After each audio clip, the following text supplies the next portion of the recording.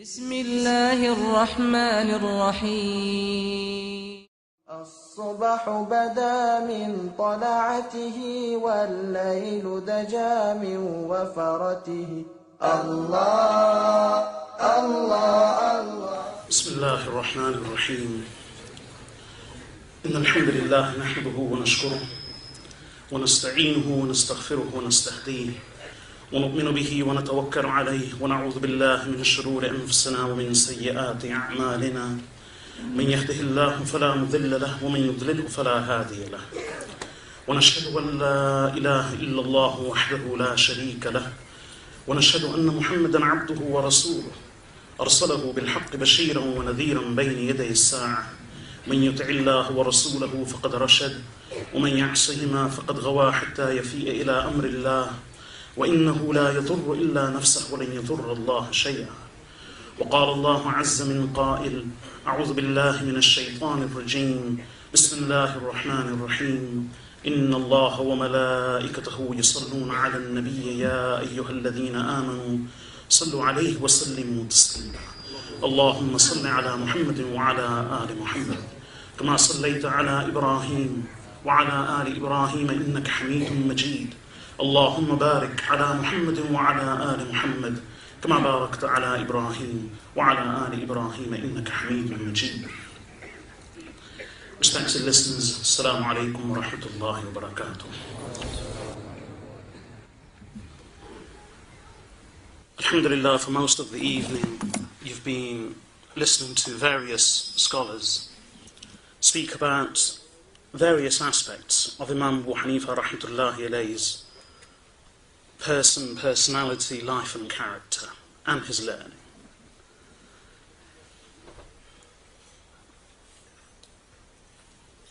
Considering that it's a subject of Imam Abu Hanifa rahmatullahi alayhi, there may be some degree of repetition. But for the next 45 minutes or so, what I wish to focus on is the legacy of Imam Abu Hanifa rahmatullahi alayhi, more than him as a person. What he left behind, what he bequeathed to this ummah. And in order to understand that, we need to know about the demography and the climate of Iraq at the time of Imam Abu Hanifa rahmatullahi alayhi. I'll also mention a bit regarding how the fiqh of Imam Abu Hanifa rahmatullahi alayhi eventually came about, how it evolved. And undoubtedly one of the most famous questions and allegations against Imam Abu Hanifa rahmatullahi alayhi is that he and the scholars of his fiqh and his school of fiqh in general lack the knowledge of hadith, and in fact many of the teachings and the tenets of the Hanafi school of fiqh contradict the hadith of Rasulullah sallallahu alayhi wa sallam. I'll address both these topics inshallah.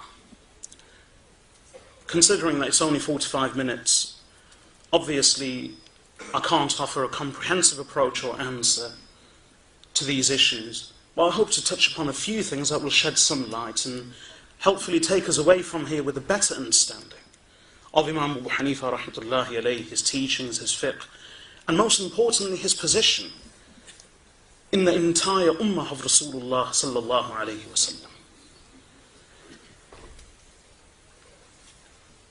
Many speak of Imam Abu Hanifa rahmatullahi alayhi disparagingly and very offensively, and that's no surprise. Imam Muhammad bin Hassan al-Shaybani rahmatullahi alayhi, someone informed him that people speak ill of you. Imam Muhammad was one of the most famous students of Imam Abu Hanifa. So Imam Muhammad bin Hassan al-Shaybani rahmatullahi alayhi replied by saying, Alhamdulillah, all praise be to that Allah who has endowed me with such a position that people still point fingers at me, whether in a bad way. And Oscar Wilde, an English playwright and man of letters, said, there's only one thing worse than being spoken about. There's only one thing being worse than spoken about, and that is not to be spoken about at all. Imam Abu Hanifa rahmatullahi was someone, and for someone as great as he was, who towered head and shoulders above most of the people in his time, his contemporaries, it's inevitable that there will be those who oppose him out of sheer envy, spite, hatred, or ignorance. And that's why one of the most famous ulama of hadith used to say, Imam Sufyan al-Thawri used to say himself, that anyone who hates Abu Hanifa or speaks ill of him can only be one of two people. Either he is completely ignorant, he's a jahil, or he is envious of Imam Abu Hanifa rahmatullahi alayhi. And Imam Abu Hanifa rahmatullahi alayhi's trial of being disparaged, of spoken against, of being accused of the wildest of things, is no different to that of many great people. In fact, a poet says, قِيلَ إِنَّ اللَّهَ ذُو وَلَدٍ وَقِيلَ إِنَّ الرَّسُولَ قَدْ كَهَنَ مَا نَجَى اللَّهُ وَالرَّسُولُ مَعًا مِنْ لِسَانِ الْوَرَى فَكَيْفَ أَنَا. The poet says, it has been said that indeed Allah has a son. And it has also been claimed that the Prophet Muhammad sallallahu alayhi wasallam was a soothsayer. So if Allah and His Messenger sallallahu alayhi wasallam both together have not been spared the tongues of mankind, then what about me? And another poem that many people would use about Imam Abu Hanifa rahmatullahi alayhi is حسد الفتى إذ لم ينال سعيه فالناس له أعداء وخصوم كضرائر الحسناء إذ قلنا لوجهها حسدا وبغضا إنه لدميم. That they envied the young man when they could not keep up with his pace. So people are his adversaries and his enemies, like the co-wives of a beautiful and fair maid who say of her that she is ugly, merely out of spite and envy. So they are unable to withstand his greatness, his knowledge, his piety, his standing. And when there is no argument, the next stage of the argument is character assassination. And that's all Imam Abu Hanifa rahmatullahi alayhi has been a victim of. We do not claim that he is greater than he was. We do not wish to ascribe to him any more than what Allah had given him. And we do not wish to attribute to him in bigotry an iota more than Allah subhanahu wa ta'ala had bestowed upon him. But he, in his being a victim of such allegations and such abuse, is no different to, for instance, Sayyidina Ali radiyallahu anhu.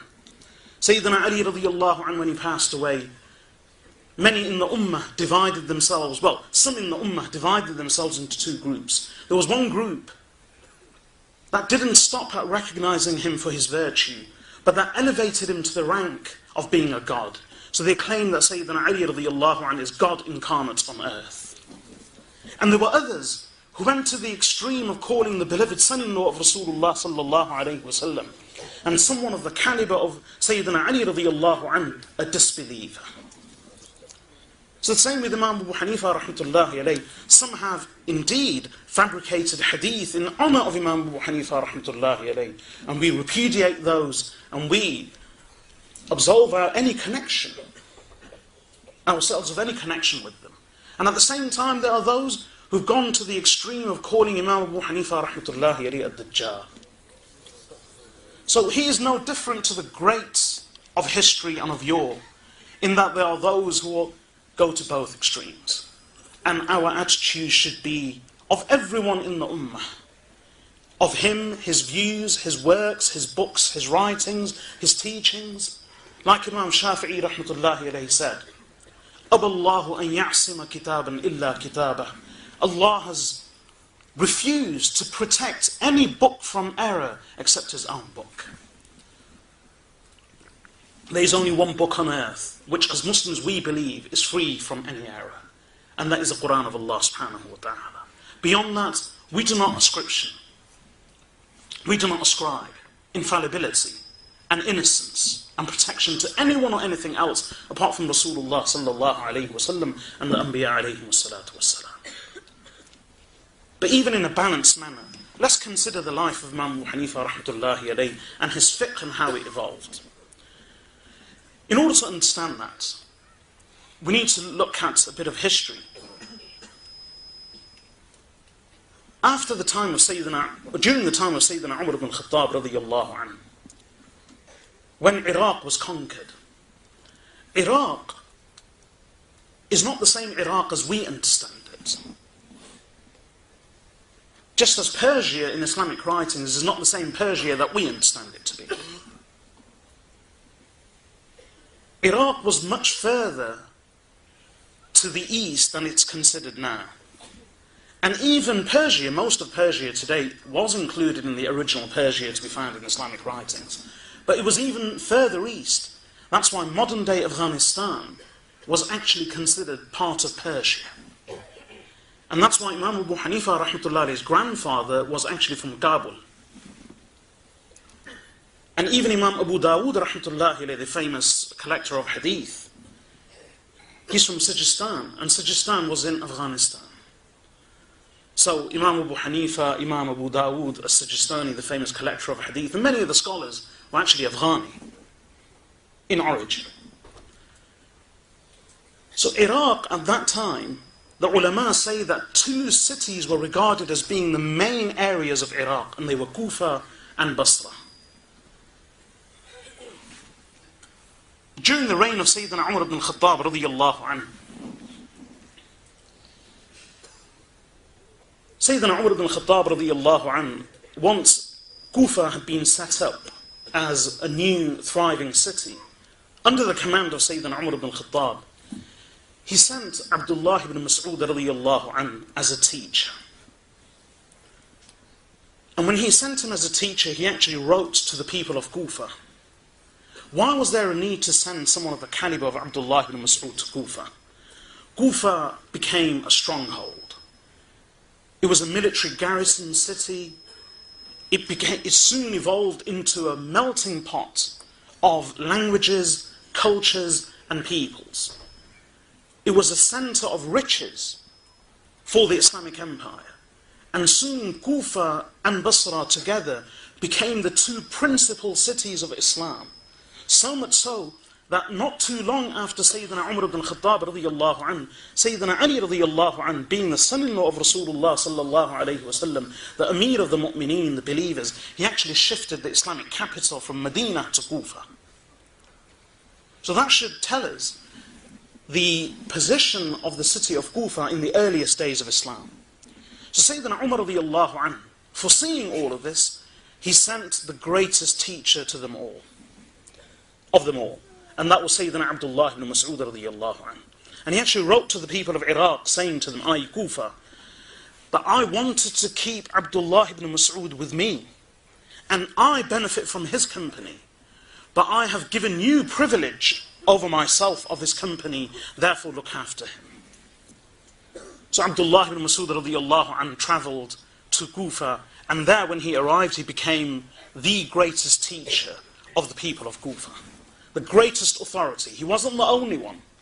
Over time, gradually, so many Sahaba radiyallahu anhum settled, resided, stayed for a while, passed through, and taught in Kufa that the numbers are immeasurable.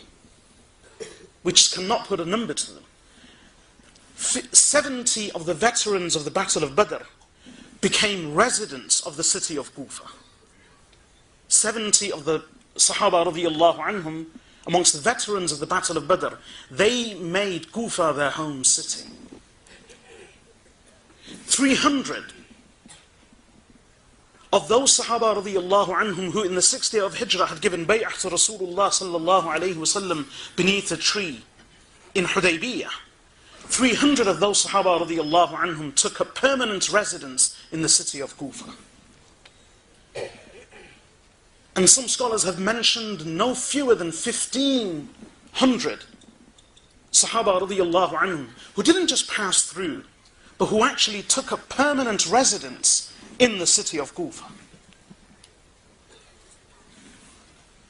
And amongst them was Abdullah ibn Mas'ud radiyallahu anhu, who towered above them all in learning. Abdullah ibn Mas'ud radiyallahu anhu, he was sent with the primary purpose of teaching the people of Kufa. Thousands eventually graduated under him, according to some estimates. More than 4,000 scholars graduated under Abdullah ibn Mas'ud radiyallahu anhu. And Abdullah ibn Mas'ud was Abdullah ibn Mas'ud. A few years later, when Sayyidina Ali radiyallahu anhu shifted the capital of Islam from Medina to Kufa,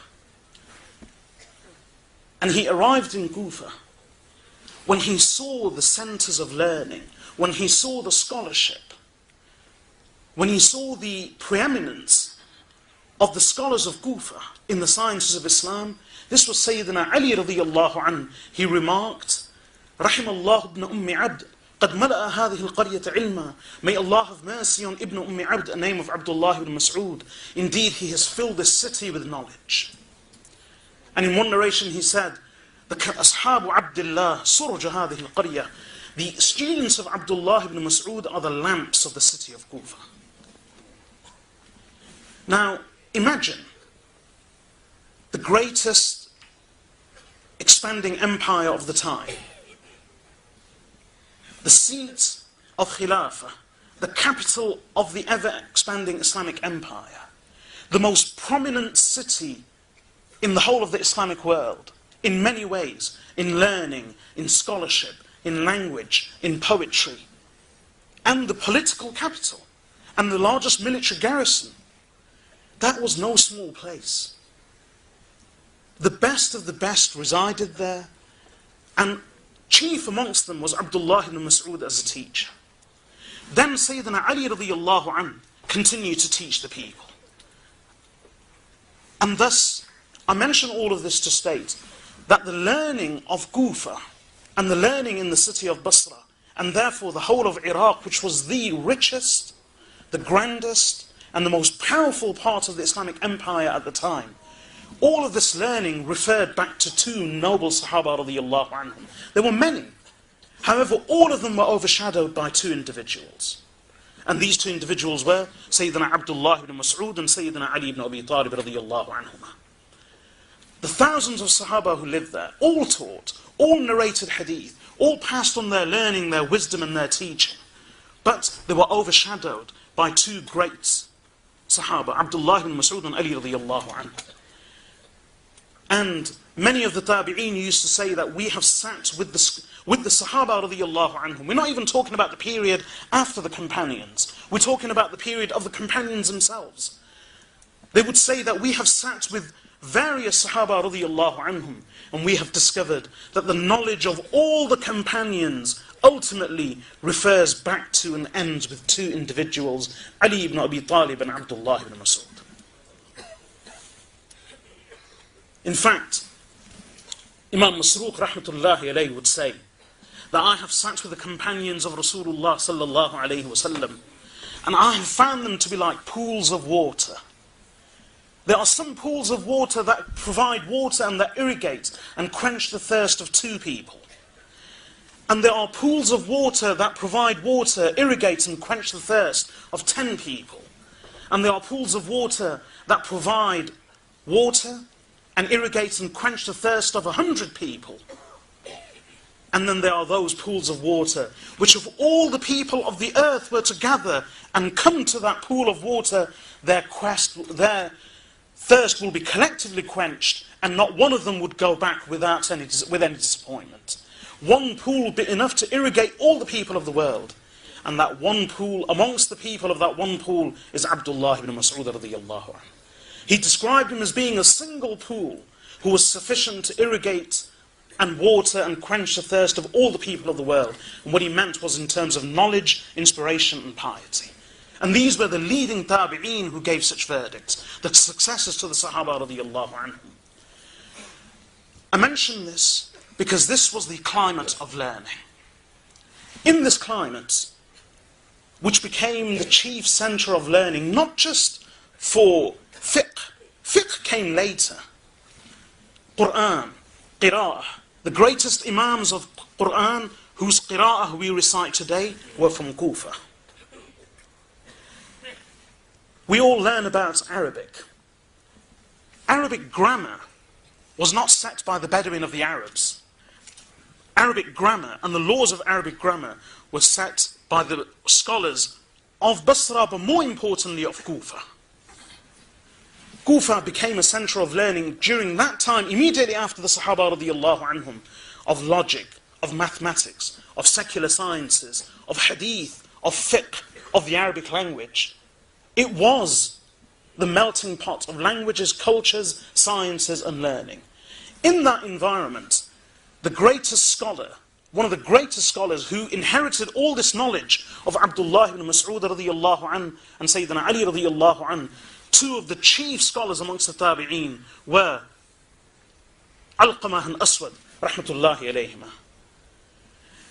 And of their students, some of the chief, one individual who inherited that knowledge and who was recognized as having inherited that knowledge and that treasure, and that who succeeded Alqamah and Aswad in that knowledge, was Imam Ibrahim al-Nakha'i. He wasn't just one individual. He towered head and shoulders above everyone else. And the chief student of Ibrahim al-Nakha'i was Hammad ibn Abi Sulaiman. And Hammad ibn Abi Sulaiman, his most famous and most brilliant student, who gained all of that knowledge that came trickling down from the companions and from the tabi'een, was none other than Imam Abu Hanifa rahmatullahi alayhi.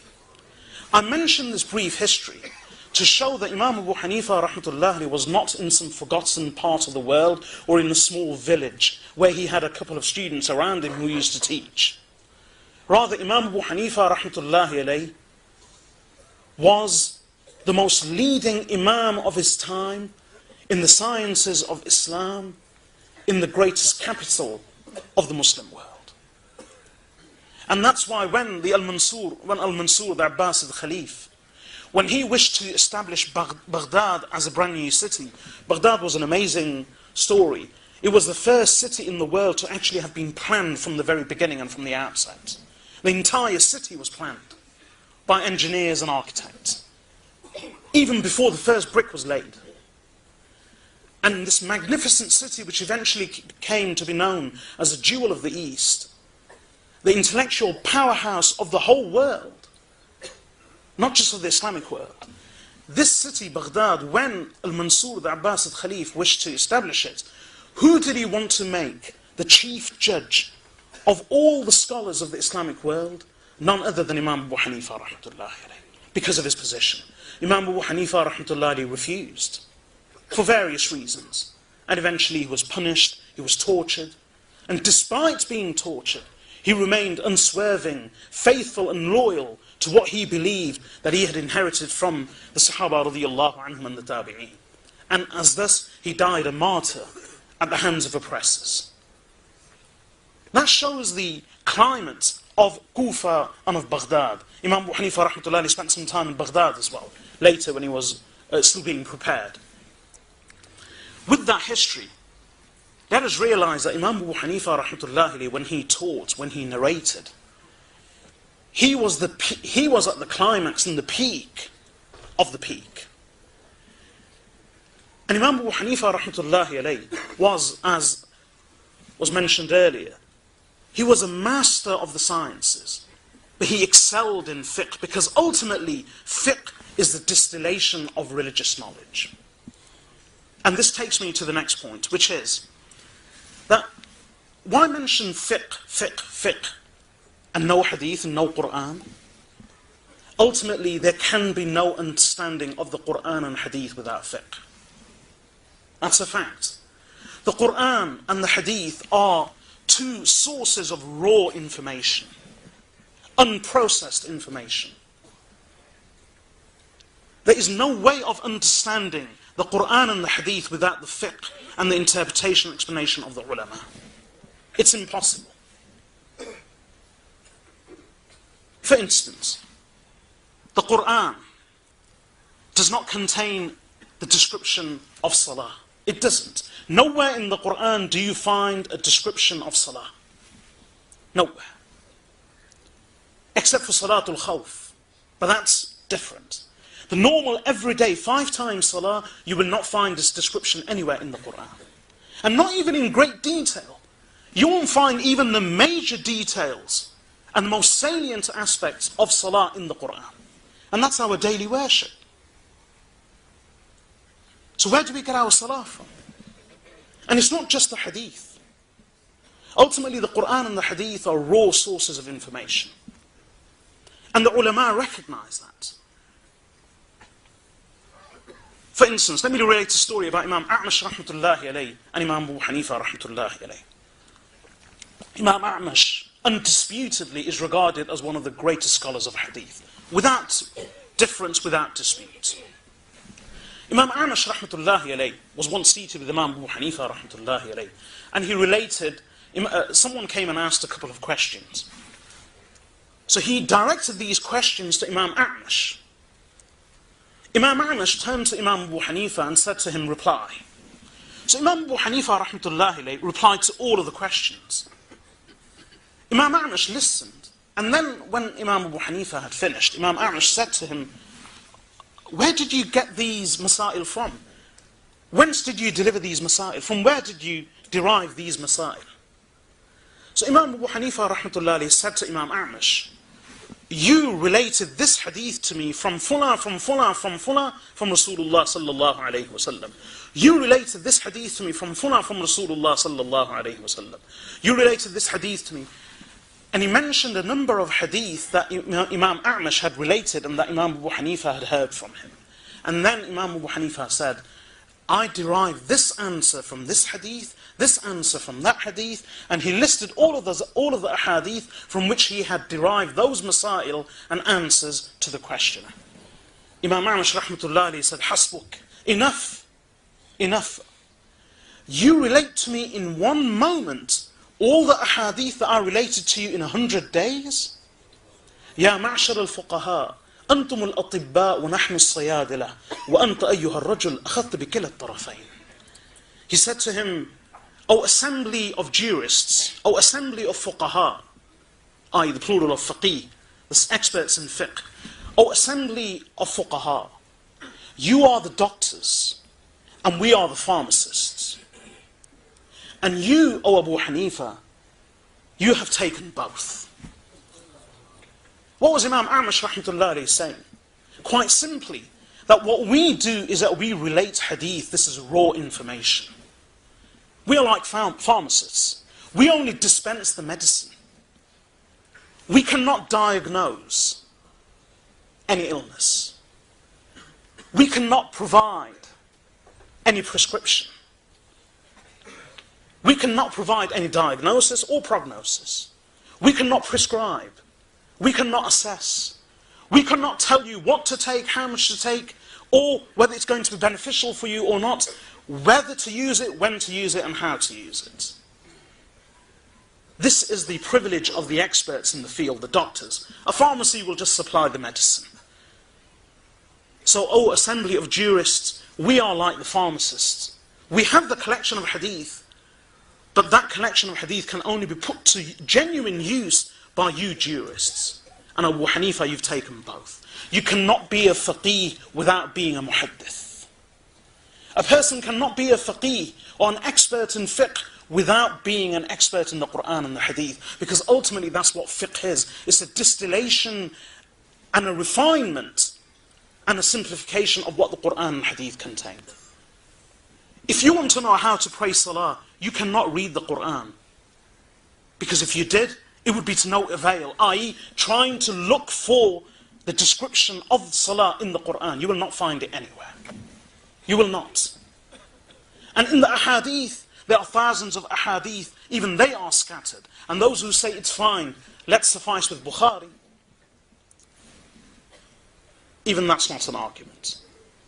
Over the years, I've been teaching the abridged version of Sahih al-Bukhari in English every week.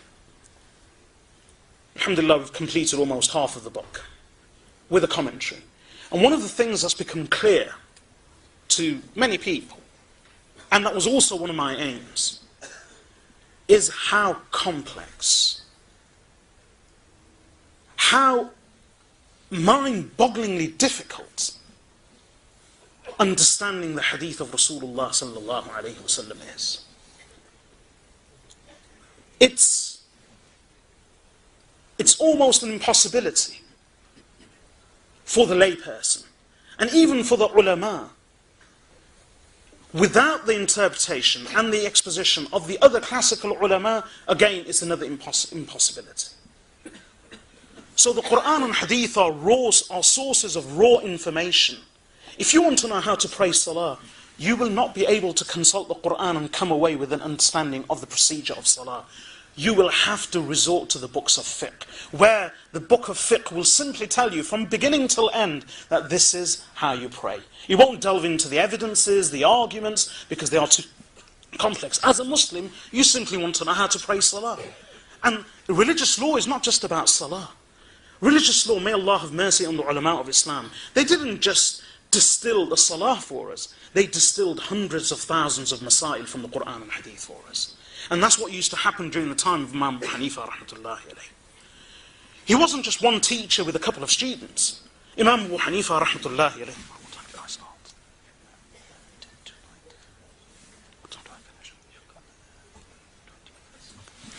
Imam Abu Hanifa rahmatullahi alayhi had a council of ulama. It was like a huge court. And in this court were the most brilliant minds of this, of Kufa, of Basra, and of Iraq. And Imam Abu Hanifa rahmatullahi, before I continue, didn't just limit his learning to Iraq. He went to Medina on many occasions. It's said that he did Hajj 55 times. On each occasion, without doubt, he met with the scholars of Mecca and of Medina.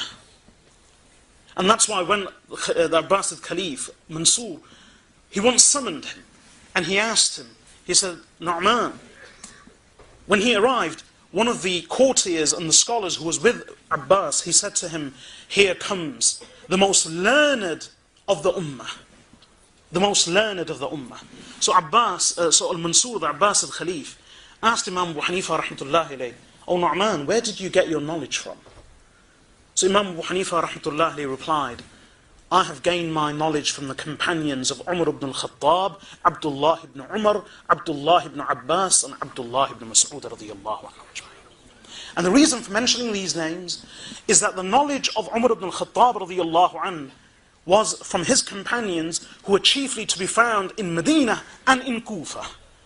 And the companions of Abdullah ibn Mas'ud in Kufa, the companions of Abdullah ibn Umar in Medina, and the companions of Abdullah ibn Abbas radiyallahu anhuma in Mecca.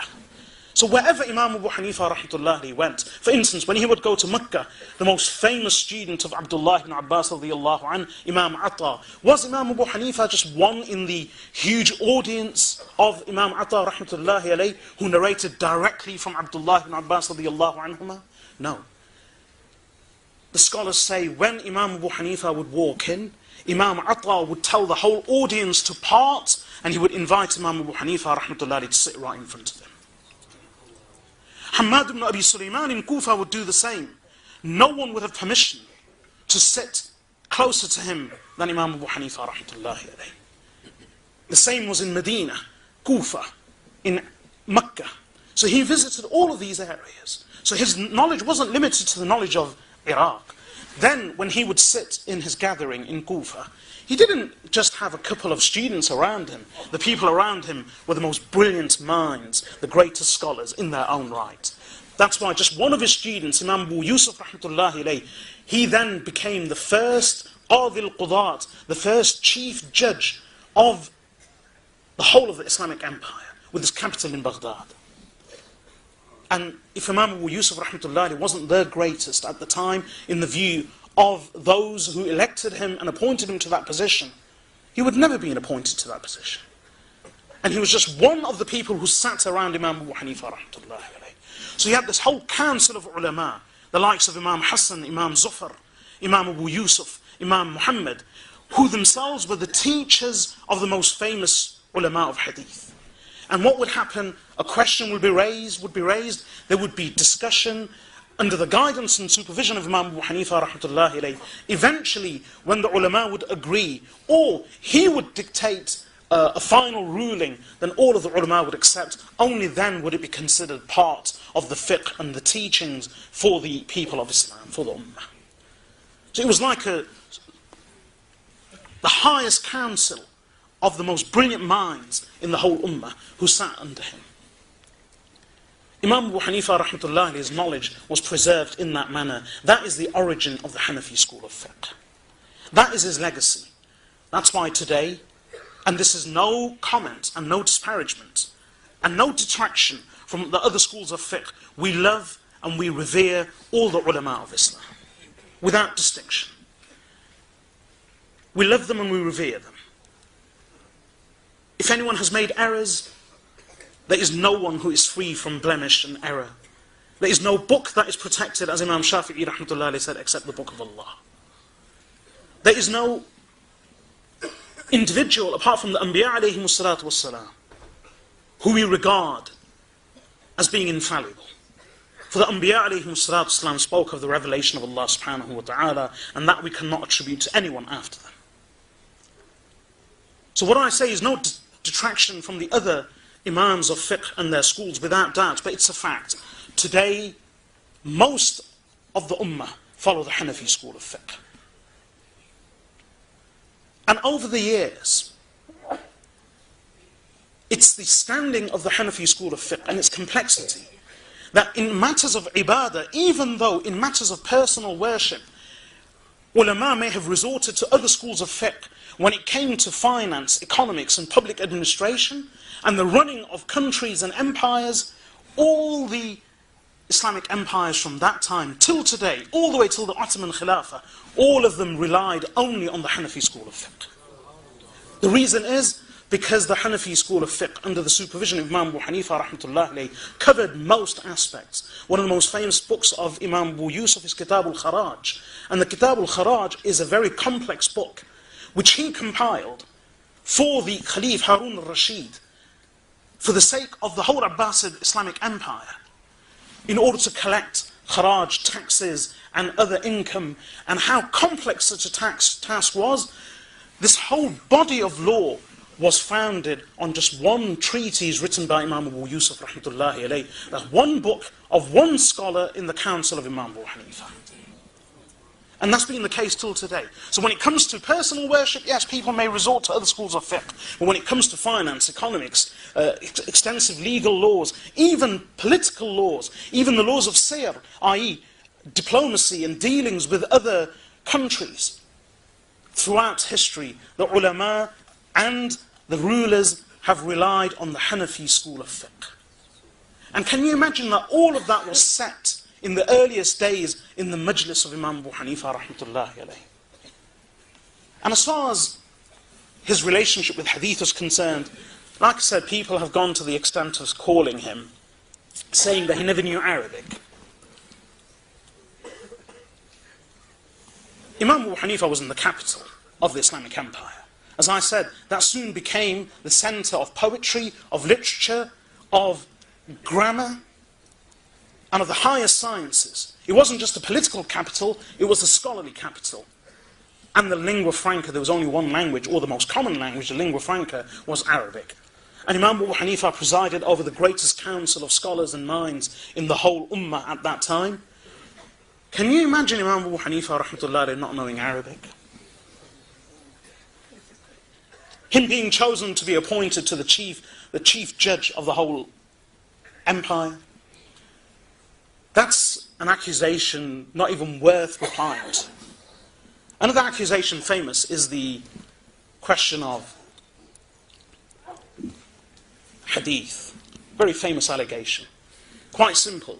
Sayyidina Abu Bakr as-Siddiq radiyallahu anhu. Was there anyone who spent more time with Rasulullah sallallahu alayhi wa sallam than Abu Bakr as-Siddiq radiyallahu anhu?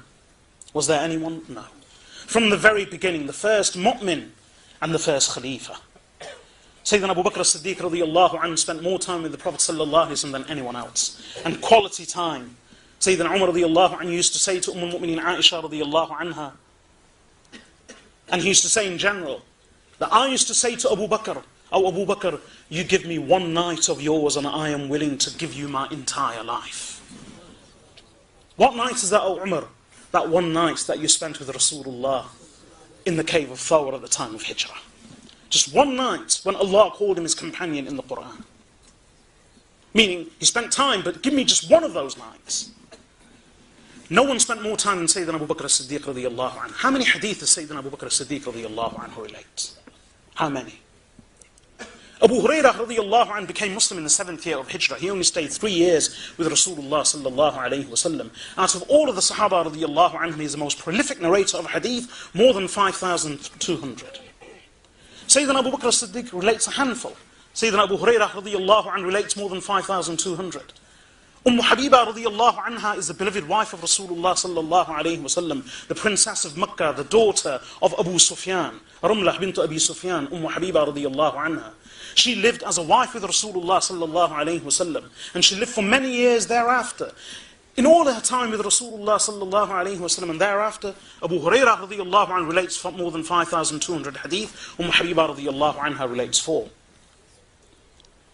Sayyidina Umar ibn al-Khattab radiyallahu anhu, a famous companion from the very beginning, how many ahadith does he relate? al-Mu'mineen Sawdah radiyallahu anha, the wives of the Prophet sallallahu alayhi wa sallam, with the exception of al-Mu'mineen Aisha radiyallahu anha, even collectively don't relate as many ahadith as some of the younger Sahaba radiyallahu anhum.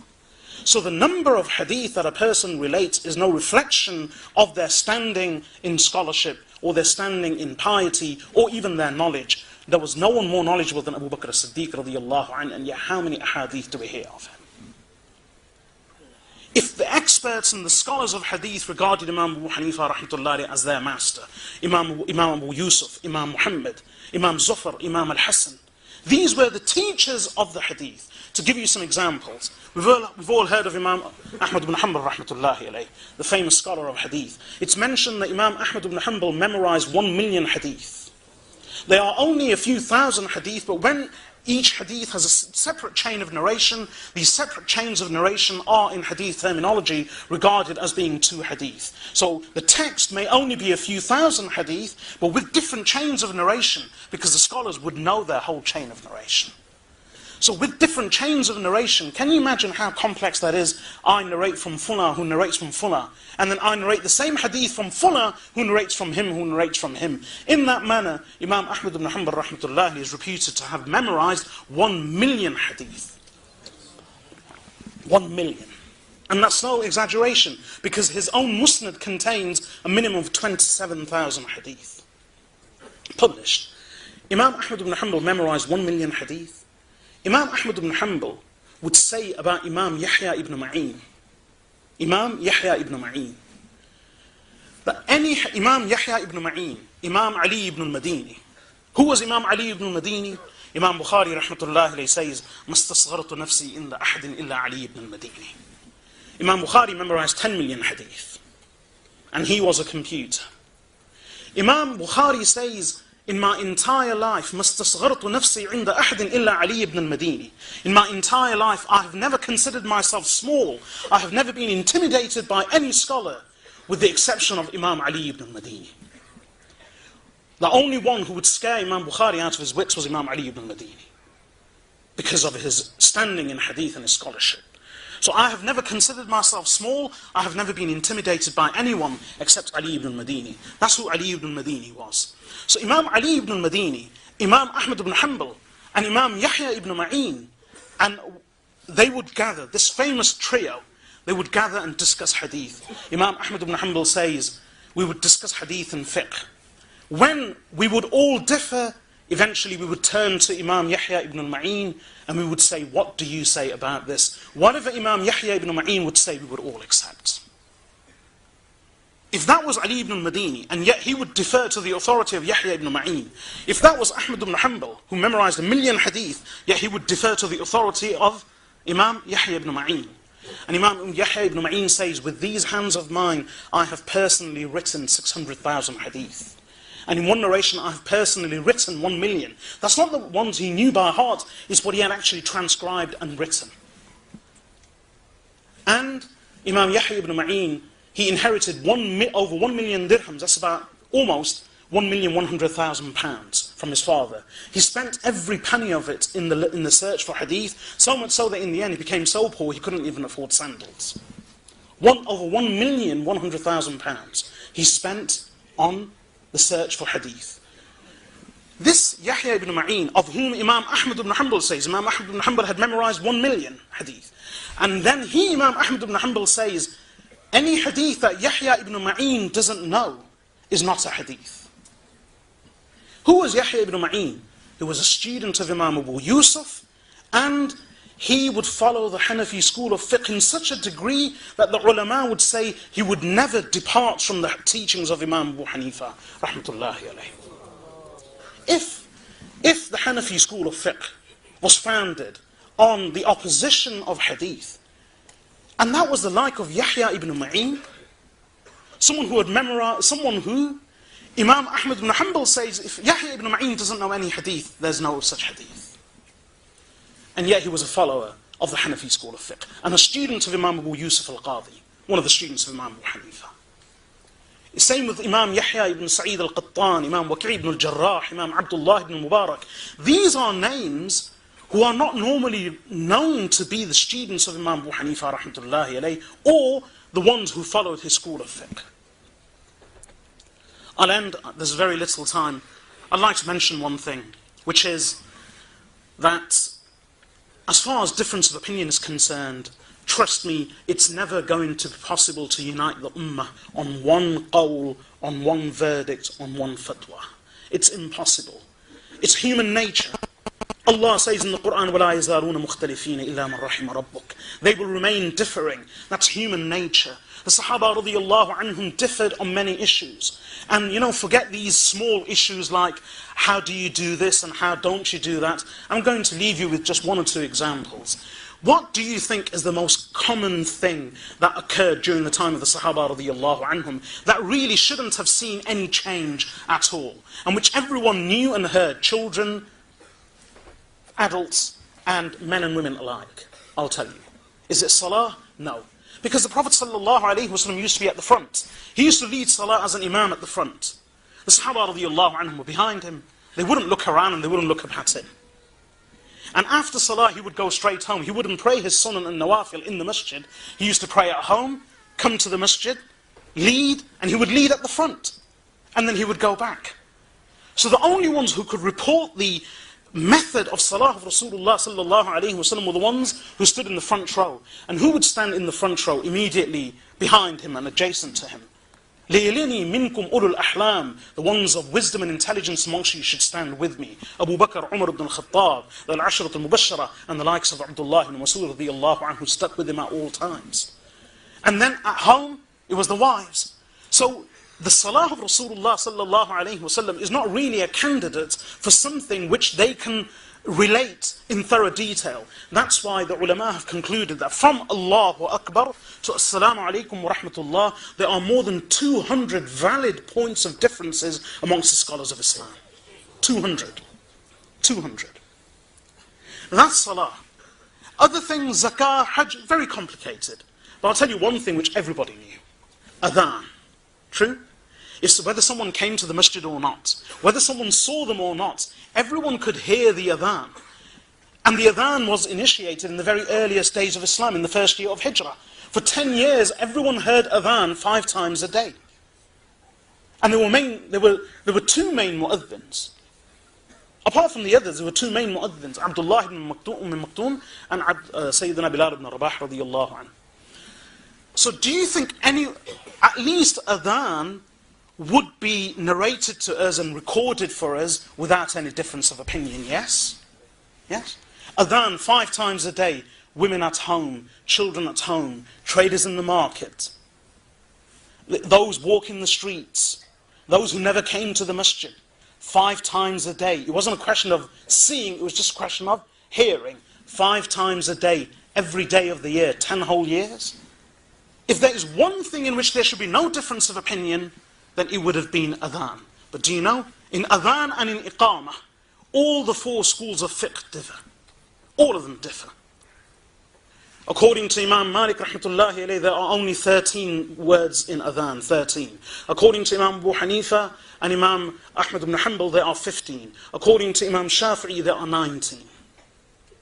meaning sentences, Allahu Akbar, Allahu Akbar, Allahu Akbar, Allahu Akbar. There's no difference in the wording, it's a question of whether you say it twice, once, or you repeat it four times. That's the difference. So there is a difference of opinion even about adhan in all four schools of fiqh. And the same goes for iqamah. None of the schools of the scholars agree in terms of the adhan and the iqamah. So there will always be a difference of opinion. Let's respect that difference of opinion and not try to argue for or clamour for the unattainable and the impossible. Another thing, I'll end with this one final example, is to do with hadith and fiqh. And he also answers the question about how come there are only this many hadith to his name? Imam Sayyidina Abu Bakr radiyallahu anhu, how many hadith does he have? Very few. Imam Abu Hanifa rahmatullahi was the first to pass away in 150 Hijri. Imam Malik rahmatullahi passed away a number of years after him, 179 Hijrah. Imam Shafi'i then later, and Imam Ahmad ibn Hanbal right at the end. So these four scholars come one after the, well, obviously some of them were contemporaries, but in terms of their dates of death, it's Imam Abu Hanifa, Imam Malik, Imam Shafi'i, and Imam Ahmad ibn Hanbal. People say there weren't many hadith in the time of Imam Abu Hanifa rahmatullahi alayhi. That's why there are very few hadith attributed to him. So go back to the hadith and everything will be solved. That's the argument, isn't it? As long as you go back to the hadith and stop following opinions, you will be able to get the correct verdict. Imam Abu Hanifa rahmatullahi alayhi came first. There is no book of hadith that he wrote. That's well known. He never wrote a book of hadith. So he has zero hadith to his name except what others have attributed to him through other narrations, including his own students. But he has no book. Imam Malik came after him. Imam Malik has his famous Muwatta. But do you know how many hadith there are in Muwatta? The Muwatta of Imam Malik. How many hadith are there in the Muwatta of Imam Malik? Attributed directly to Rasulullah sallallahu alayhi wa sallam, which we refer to as marfu' hadith. Approximately 700. Only 700. Imam Malik, the Imam, had only approximately 700 hadith to his name in his Kitab Muwatta. Then who comes later? Imam Shafi'i. Imam Shafi'i rahmatullahi alayhi has more hadith than Imam Malik, which he himself recorded. But not as many as the final one, Imam Ahmad ibn Hanbal. Imam Ahmad ibn Hanbal's book is published, the Musnad of Imam Ahmad ibn Hanbal, 27,000 hadith. So that means that if anyone's position should be clear, and if anyone should have no two different opinions, but only one opinion, who would it be? The final, Imam Ahmad ibn Hanbal rahmatullahi alayhi. And yet you find in the books of fiqh, there are more variant narrations from Imam Ahmad ibn Hanbal than any other scholar. You find one opinion in the Hanafi school of fiqh, two in the Maliki school of fiqh, three in the Shafi'i school of fiqh, and possibly four in the Hanbali school of fiqh from Imam Ahmad ibn Hanbal rahmatullahi alayhi himself. To give you one example, and that would never be the case if, because there was access to the hadith, that meant that the verdict of fiqh would be clear. And I'll end with this. Imam Abu Hanifa rahmatullahi alayhi, I'll give you one mas'ala and one example. When a person travels, and once he passes beyond the, necessary distance, or he intends the necessary distance for salah, we all know that he does qasr, he truncates and shortens his prayer. So 4 rak'at become 2 rak'at. Now the question is, does he have to do 2 rak'at, or can he do 4? I.e. qasr, the shortening, is it obligatory or is it optional? Imam Abu Hanifa rahmatullahi alayhi and the Hanafi scholars, they came first. Imam Abu Hanifa has zero hadith to his name, apparently.